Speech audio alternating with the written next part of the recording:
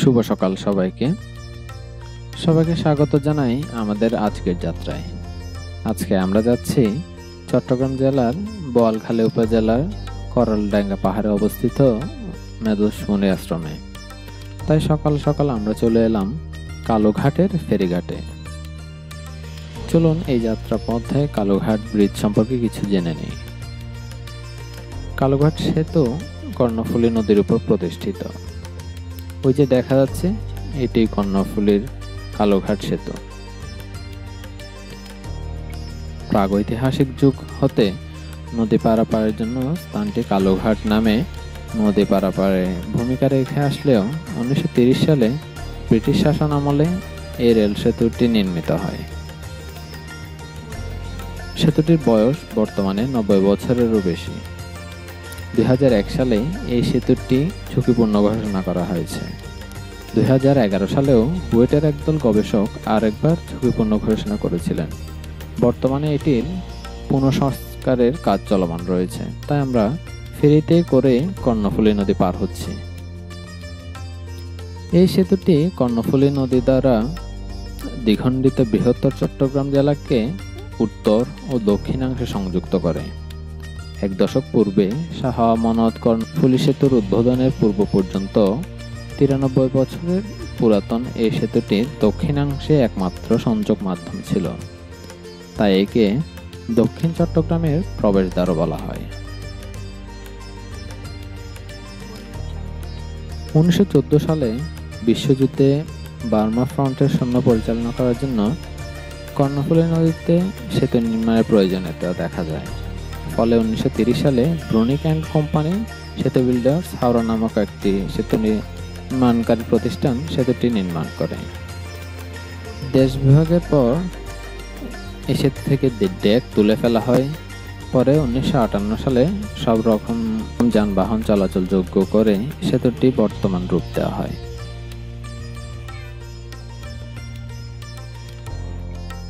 সেতুটির দৈর্ঘ্য 239 মিটার।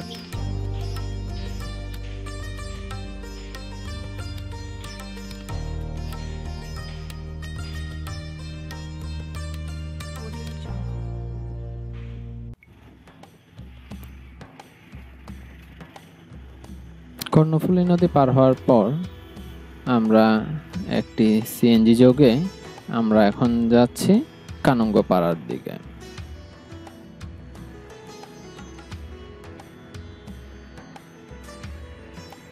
কানুঙ্গপাড়া থেকে আমরা আবার আরেকটি সিএনজি যোগে যাব আমাদের আজকে গন্তব্য মেধোস মুনি আশ্রম।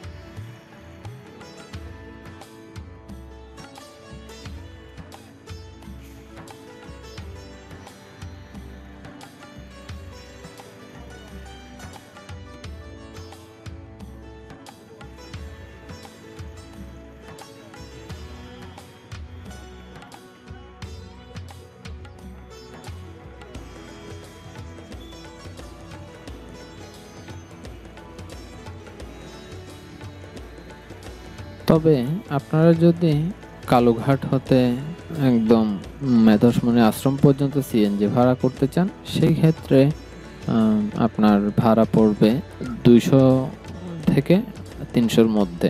250 টাকায় ধরা যায়। আপনার সম্ভবত 250 টাকা পড়তে পারে, কারণ আমরাও 250 টাকা করেই গিয়েছি।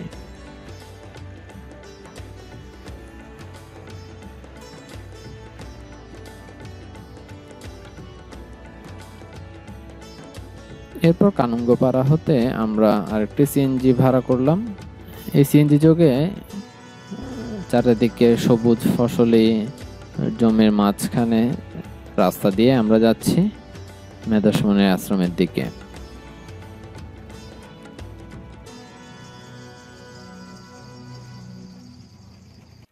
এই তো আমরা এসে গেলাম একদম প্রধান প্রবেশদ্বারে। এখানে সড়ক সংস্কারের কাজের জন্য এখানে গাড়ি চলছে না, সেজন্য আমরা হেঁটেই যাওয়ার সিদ্ধান্ত নিলাম, যেহেতু এখানে কোনো গাড়ি নেই।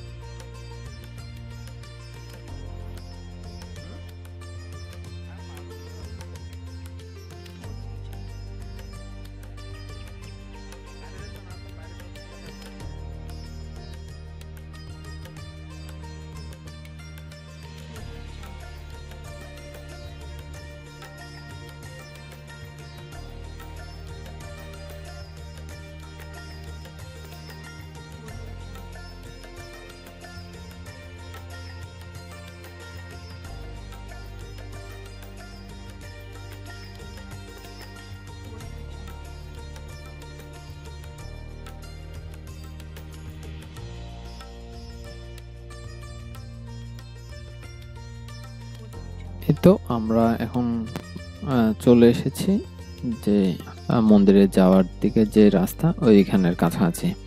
এখানে একটি গণেশের মন্দির রয়েছে।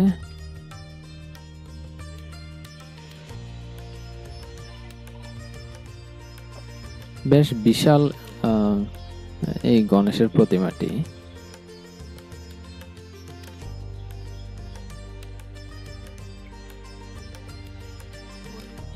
এই তো এটি হচ্ছে আমাদের যাওয়ার যে জায়গা সেটি।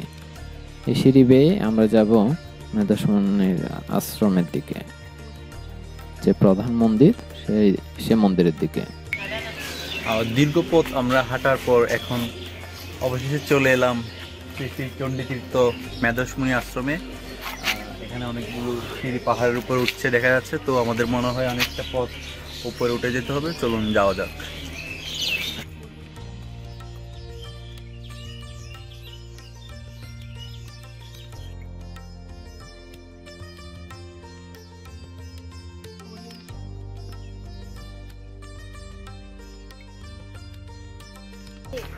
এখন আমরা মেধসমুনির আশ্রমের যে গেট প্রবেশদ্বার ওইটা দিয়ে কিছুটা এগিয়েছি। এখন আমরা সিঁড়ি বেয়ে উপর দিকে উঠে চলেছি। এখান থেকে সুন্দর একটা ভিউ দেখা যাচ্ছে,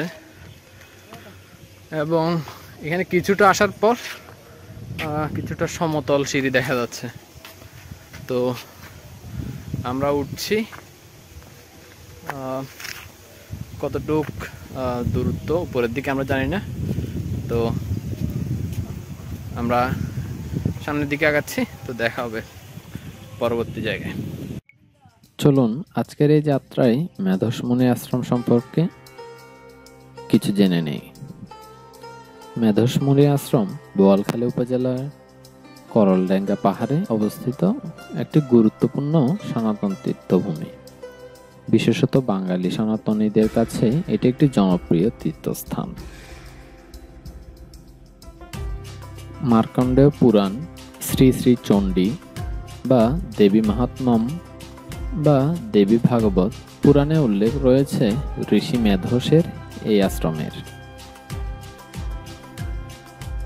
মার্কণ্ডেয় পুরাণ অনুযায়ী দেবী দুর্গা মর্তলোকে সর্বপ্রথম এই ঋষি মেধসের আশ্রমে অবতীর্ণ হন।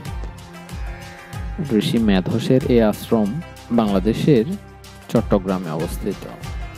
শ্রী শ্রী চণ্ডী গ্রন্থে কথিত রয়েছে রাজা সুরত ও বৈশ্য সমাধি মেধসমুনির কাছে প্রথম দেবী মাহাত্ম্যমের পাঠ নেন এবং এই স্থানে প্রথম দুর্গা পুজো করেন।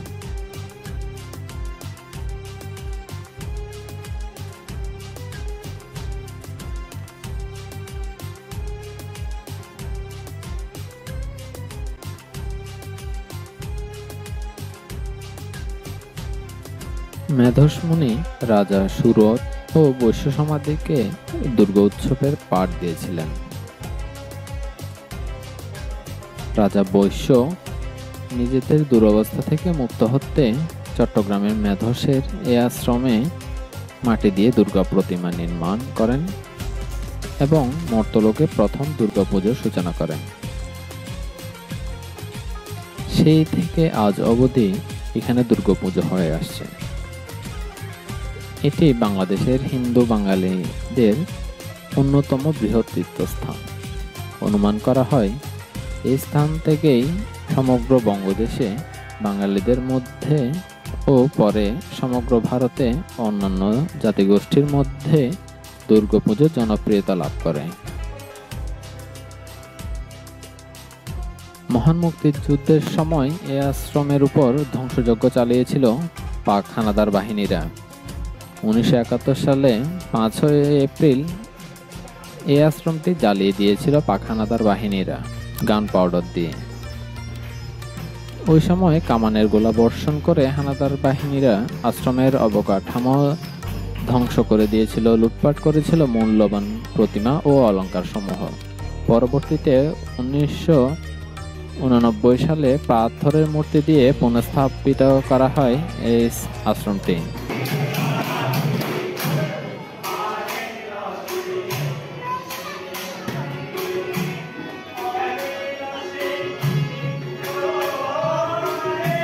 আমরা যখন গিয়েছিলাম তখন একটি তীর্থ ভ্রমণ গ্রুপ সেখানে তাদের সঙ্গীত এবং ভজন পরিবেশন করছিল, যা খুবই মনোমুগ্ধকর ছিল সবার কাছে।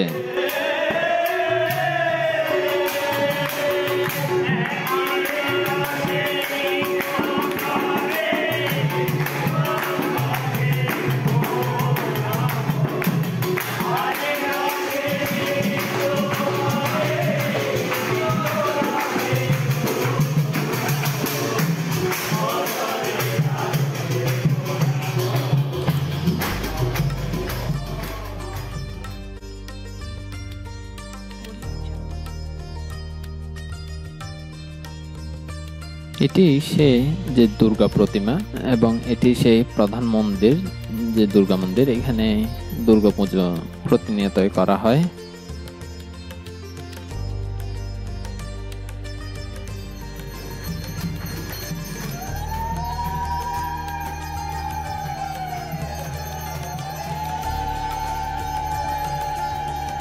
রামায়ণে আছে ত্রেতা যুগে শরৎকালে রাম দুর্গা পুজো করেছিলেন, তবে তারও অনেক আগে সত্যযুগেই দুর্গা পূজার সূচনা হয়। ধার্মিক রাজা সুরত শত্রুদের চক্রান্তে রাজ্য হারিয়ে উদ্ভ্রান্তের মতো ঘুরতে ঘুরতে উপস্থিত হন মেধসমুনি আশ্রমে।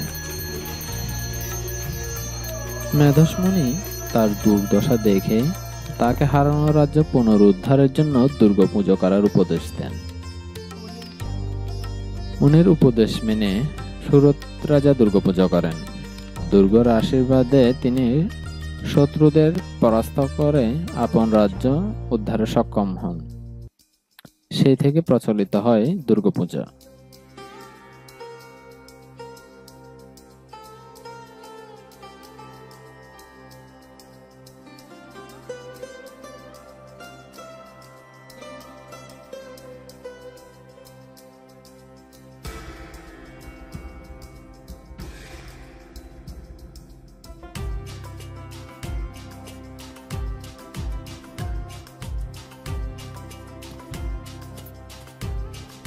এই প্রধান মন্দিরের পাশেও বেশ কিছু সমাধি মন্দির রয়েছে।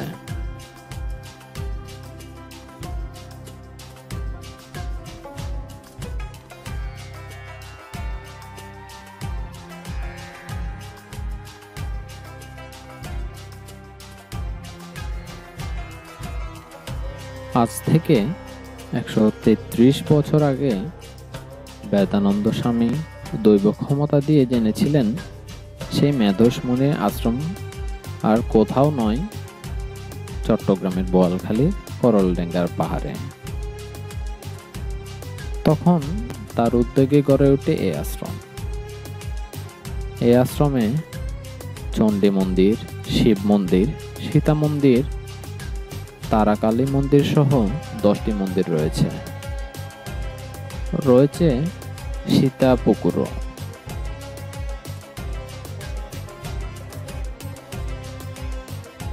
বছর জুড়ে মনস্কামনা পূর্ণ করার উদ্দেশ্যে দেশ বিদেশের পুণ্যার্থীরা ছুটে আসেন এই আশ্রমে।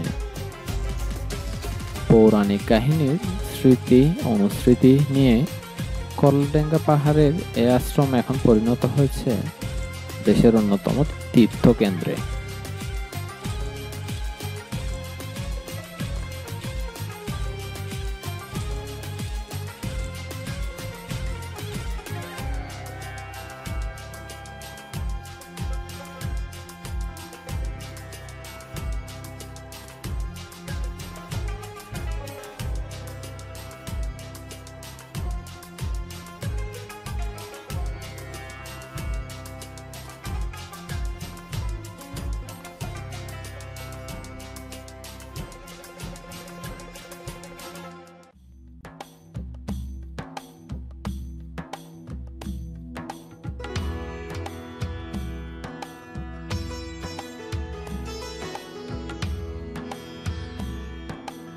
এখানে এটি যজ্ঞকুণ্ডের মতোই ছিল এবং এই মন্দিরটি একদম পাহাড়ের মাঝে দেখতেও বেশ ভালোই লাগছিল। তবে এখানে একটি তীর্থযাত্রীদের বসার একটি যাত্রী ছাউনিও ছিল, এটি সবুজ রং করা হয়েছে।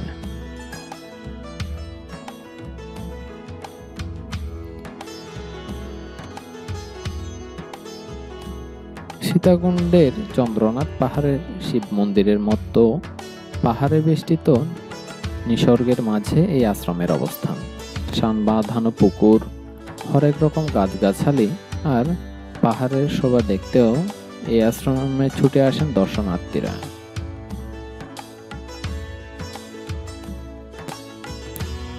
এরপর এই মন্দির দর্শন পরে আমরা রওনা হয়েছি পরবর্তী মন্দিরের দিকে। আমরা উপরের দিকে সিঁড়ি বেয়ে যাচ্ছি পরবর্তী মন্দিরের দিকে।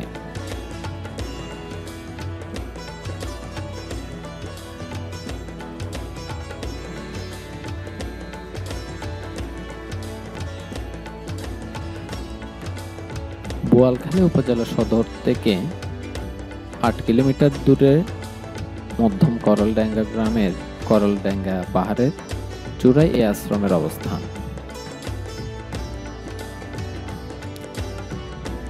আশ্রমের প্রধান ফটক দিয়ে প্রায় আধা কিলোমিটার হেঁটে গেলে উপরে ওঠার সিঁড়ি। প্রায় 140টি সিঁড়ি ভেঙে উপরে উঠলে মেধসমুনির মন্দির চোখে পড়বে।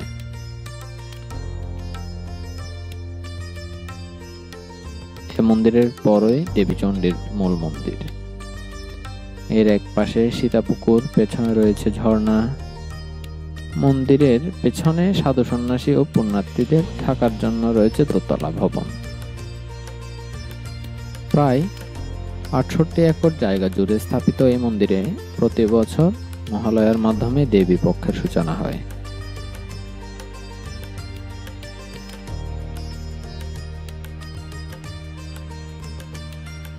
বেশ ঘন গাছগাছালির মধ্যে এই সকল মন্দির দর্শনে যেন অন্যরকম অনুভূতি কাজ করছিল।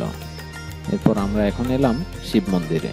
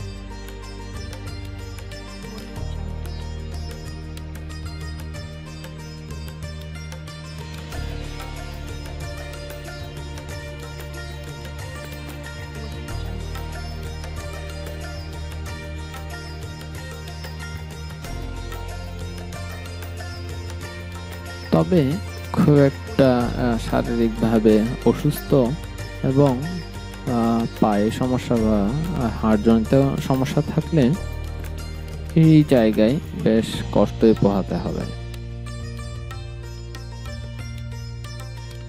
কারণ এখানে যে সকল সিঁড়ি এবং যে যাত্রাপথ, এখানে ভালোই হাঁটতে হয়। প্রতিটা মন্দির থেকে প্রতিটা মন্দিরের দূরত্ব কাছাকাছি হলেও সিঁড়ি যোগে পাহাড় পেয়েই উঠতে হয়, যা কিছুটা কষ্টসাধ্য যারা এই সকল সমস্যা ভুগছে তাদের জন্য।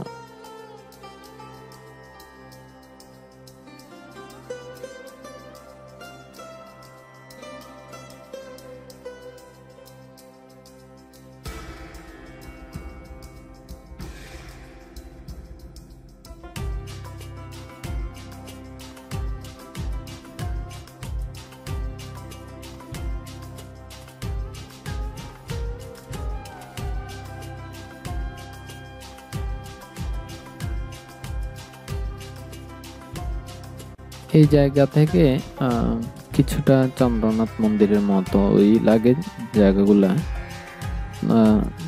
যেহেতু অনেকটা উঁচুতে, এবং এই গেটগুলোতে অনেকে তাদের মনোবাসনা পূরণের জন্য প্লাস্টিক এবং অন্যান্য সুতো দিয়ে এখানে গিট দিয়ে রেখেছেন।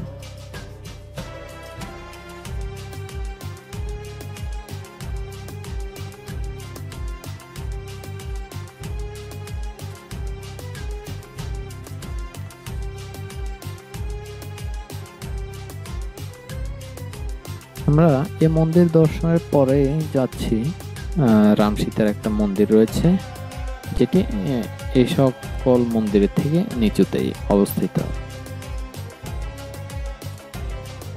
আমরা বেশ কিছুটা নিচের দিকে সিঁড়ি বেয়ে নামার পরেই এই মন্দিরের দেখা পেয়েছি।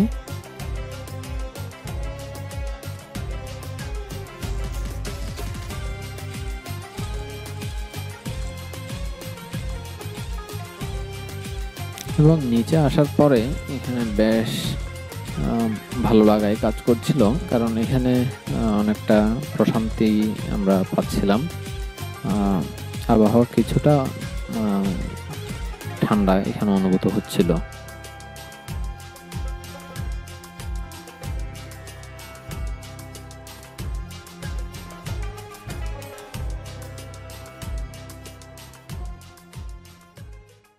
এটি সেই সীতা মন্দির।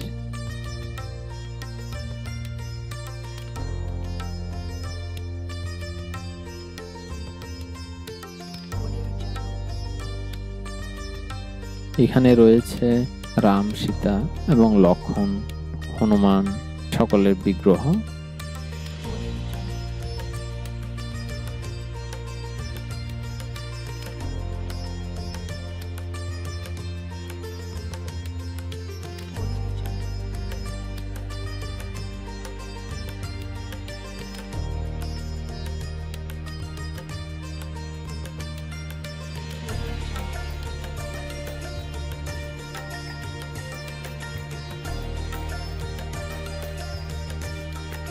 এই মন্দিরগুলোতে প্রায় সময়ই দর্শকের বা তীর্থযাত্রীদের ভিড় পরিলক্ষিত হয়।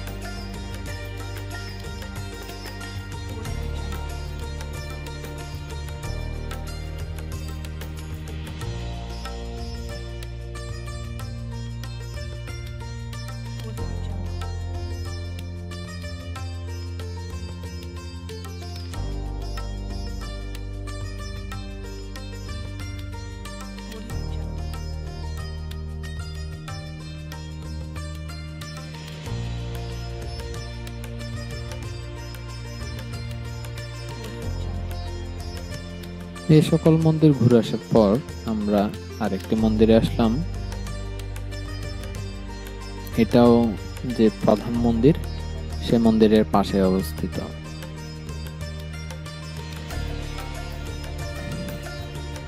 তবে আমরা যখন গিয়েছিলাম সেটা দুপুরের কাছাকাছি একটা সময়, তখন রোদের প্রকোপ ভালোই ছিল।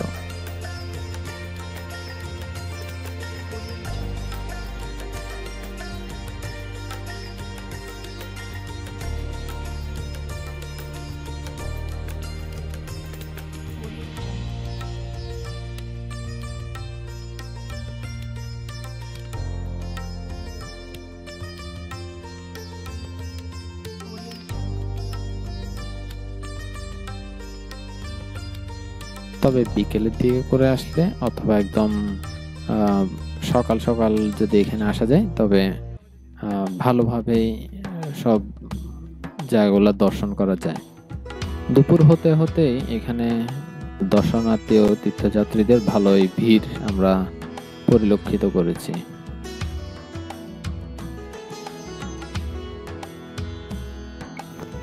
আমরা এখন ফিরছি মেধসমুনির আশ্রম থেকে। তবে এখানের যে গেটটি রয়েছে এখানে বেশ কিছু সিএনজি দাঁড়ানো পাওয়া যায়, যেগুলো মূলত আপনি কালুঘাট বা আপনার গন্তব্যের জন্য রিজার্ভ করতে পারেন। তবে এখানের যে সিএনজিওয়ালারা রয়েছেন তারা মূলত আপনার সুযোগের সদ্ব্যবহার করে। আমাদের থেকে যেই ভাড়া তার দ্বিগুণ চাচ্ছিল, কারণ হচ্ছে এখানে মাঝপথে একটা সড়কের সংস্কার চলছে, যার ফলে কিছুটা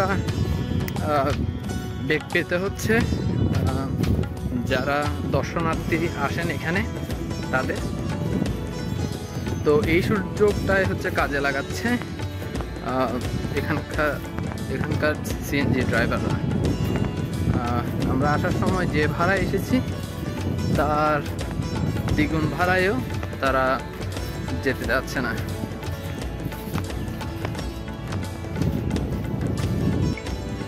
যার ফলে যেমনটা এখন বর্তমান বাজারে যেরকম তরমুজ অতিরিক্ত সিন্ডিকেটের মাধ্যমে যেভাবে দাম বৃদ্ধি করে দাম বাড়ানো হয়েছে, অনেক ক্রেতা যেভাবে এই জিনিসটা তরমুজকে বয়কট করছে, ঠিক একইভাবেই আমরাও এখান থেকে গাড়িকে বয়কট করলাম। মানে এখান থেকে আমরা গাড়ি নিলাম না, আমরা যে গাড়ি নেওয়ার যে স্থানটি রয়েছে ওইখান থেকে গাড়ি না নিয়ে আমরা হেঁটেই ওই জায়গাটি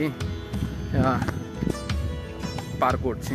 আমরা কিছুটা সামনে গিয়েই গাড়ি নিব, তবে এই জায়গা থেকে আমরা নিব না বলেই স্থির করেছি। সেজন্যই আমরা হাঁটছি। আমরা কিছুটা সামনে গিয়েই আমরা গাড়ি নিব, এরপরে আমরা আমাদের পরবর্তী গন্তব্যের দিকে আগাবো। তো দেখা হবে সামনের স্পটে। এরপর আমরা প্রধান মূল গেট থেকে আমরা আরেকটি সিএনজি ভাড়া করি, এবং এই সিএনজিটা ঠিক করতে আমাদের ভালোই বেগ পেতে হয়, কারণ এই সিএনজিতে আমরা শুধুমাত্র 3টি সিটেই বুকিং করি এবং এটার জন্য তিনি অতিরিক্ত ভাড়া চাচ্ছিলেন।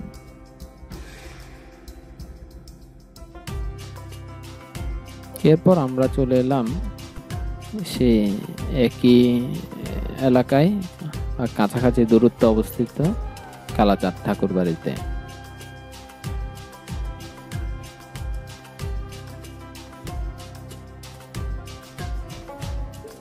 এই পুকুরে তীর্থযাত্রীরা তাদের মনোবাসনা পূরণের জন্য এখানে স্নান করে এখানে পূজা দিতেন।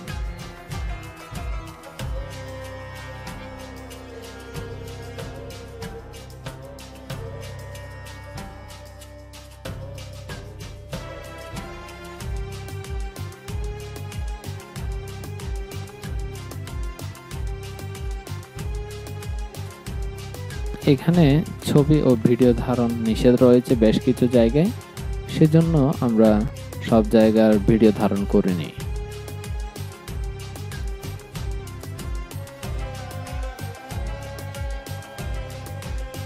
আমরা যখন কালাচাঁদ ঠাকুর বাড়িতে গিয়েছিলাম তখন মন্দিরের কর্মচারীরা ছিলেন, তারা বাদে এখানে আর তেমন কেউ ছিলই না, যার ফলে পুরো মন্দিরেই পুরো ফাঁকা ছিল।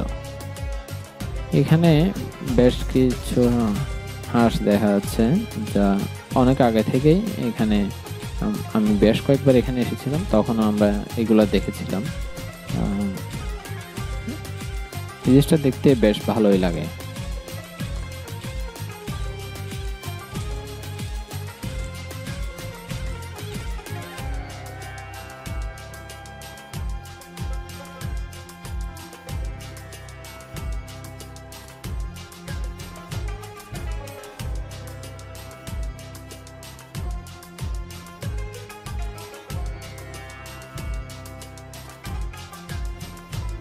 এরপর আমরা বের হয়ে যাচ্ছি কালাচাঁদ ঠাকুর বাড়ি থেকে। এরপর আমরা এলাম এর কাছাকাছি নবগ্রহ বাড়িতে। এই সেই নবগ্রহ প্রতিমাগুলি।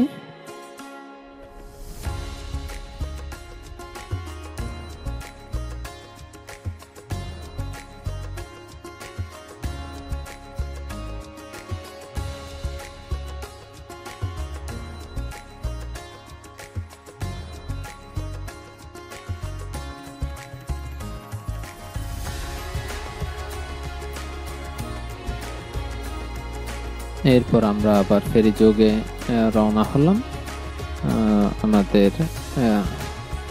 বাড়ি ফেরার জন্য। তখন একদম বিকেল হয়ে এসেছে, বিকালের কাছাকাছি একটি সময়, এবং আমরা সে এক ফেরি যোগে আমরা পার হচ্ছি। তবে বলে রাখা ভালো, এখানে ফেরিতে করে যারা যে লোকজনরা পার হচ্ছেন তাদের কোনো এক্সট্রা করে ভাড়া দিতে হয় না। যারা গাড়িতে করে যাচ্ছেন তাদের ক্ষেত্রে গাড়িওয়ালাকে ভাড়া, এখানে যে নির্ধারিত ফি সেটা দিতে হয়, যে টোল ফি যেটা। ওই যে দূরে যাচ্ছে আরো একটি ফেরি, সেটিও বেশ মানুষ এবং বেশ গাড়ি ঘোড়া নিয়েই পার হচ্ছে।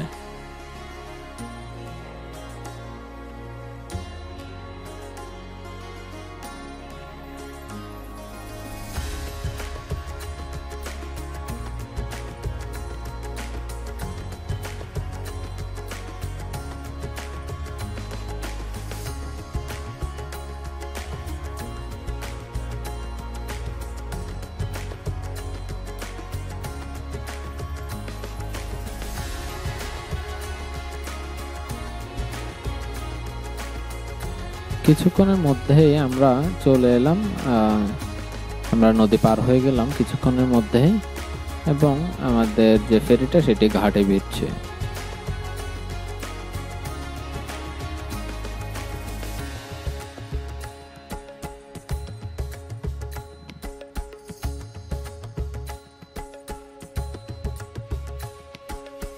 এটিও আরেকটি ফেরি, যেটিতে প্রয়োজনে এটিও যাত্রী এবং গাড়ি পারাপার করাবে।